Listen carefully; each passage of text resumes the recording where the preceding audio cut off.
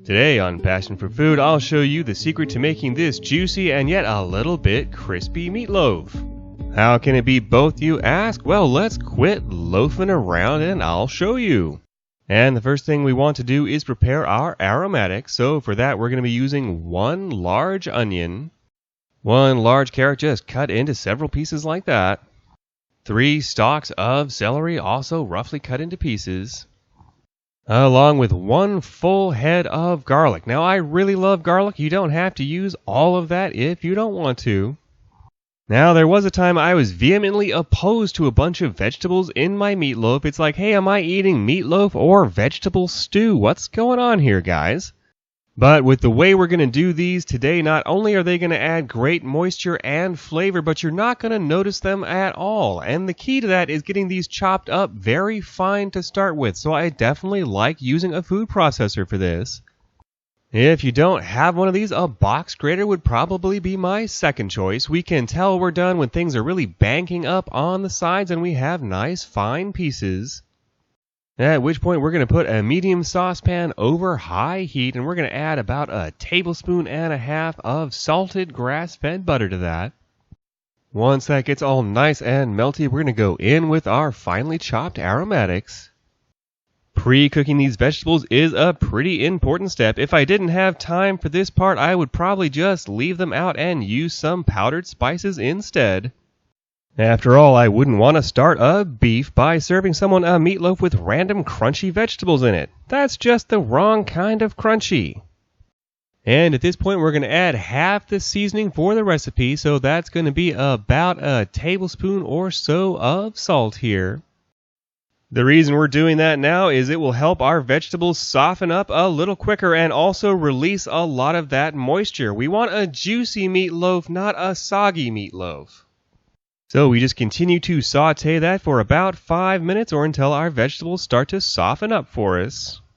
At which point we're going to introduce one of the secrets to this, and that is half a can, that is about 2 ounces of tomato paste. The flavor and especially the acidity of the tomato paste is really going to help balance out the flavors in our final meatloaf. And to squeeze out even more flavor, what we're going to do is actually cook the tomato paste in with these vegetables until it starts to form a kind of caramelized layer on the pan that we sometimes call the fond, which just means base in French, but one thing that's for sure is you'll be fond of the extra flavors that you get from this step. So we're going to continue cooking this for another 2 or 3 minutes, checking periodically.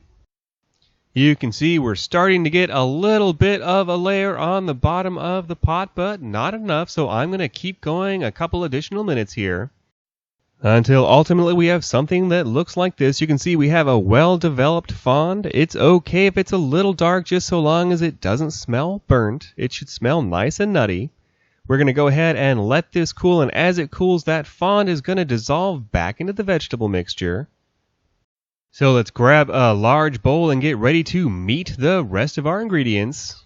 And as we can see, now that this is cool enough to handle, that fond has completely dissolved.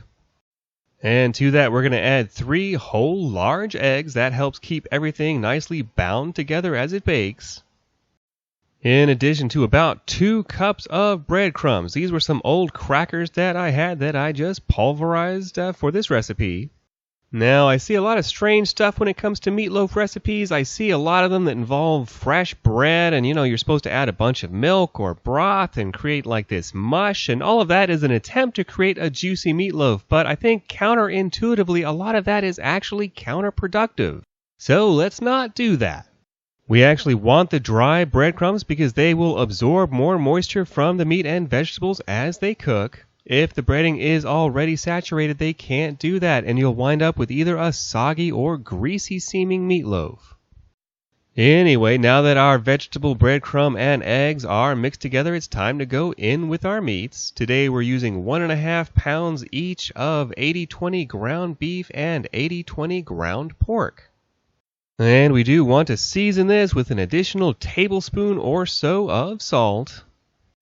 And our hands are definitely the best tools for this job, so we just want to get this all thoroughly mixed together. I really like the flavor of the 50-50 mix of beef and pork, but you can use literally any combination of different ground meats that you would like to here. And if we want to, we can actually cover this and refrigerate for a day or two before we actually bake this.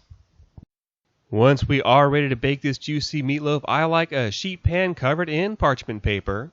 I'm not necessarily opposed to loaf pans, but I just have a lot more freedom when it comes to size and shape if we use a sheet pan like this. So we just want to shape our meat into a loaf. Shocking twist, I know. Just try and keep it even on all sides, that way it bakes at the same rate. At which point, optionally, but you definitely should, we're going to cover it in some of this super simple sauce, which consists of equal parts mustard, ketchup, and sugar. That's about 1/4 cup of each, and I also like sneaking in about a teaspoon or so of cayenne pepper. You can leave that out or use more. Now, normally I would actually be using brown sugar, but I just didn't happen to have any today, and using the white sugar didn't seem to make any difference, so I guess that tiny bit of molasses in the brown sugar really isn't doing much. And by getting saucy with our meatloaf before we bake it, we give this glaze an opportunity to actually bake and caramelize onto the meat as it cooks, giving us much more flavor. And here's the real secret to getting a juicy meatloaf: don't overcook it. And to accomplish that, we're going to use one of these probe thermometers. And we want to get that directly into the center of our loaf, which we're going to be pulling out at about 150 degrees. So let's go into a rocket hot 450 degree oven. And with our 4-pound loaf shaped the way it is, it took about an hour in the oven at this temperature, but you really are better off going by that internal temperature. And the final secret to this juicy yet crispy meatloaf is treating it like any other roast meat when you pull it out of the oven. It does need to sit and rest for at least 20 minutes so that carryover heat will continue the cooking and those juices can redistribute properly. So let's go ahead and grab a plate.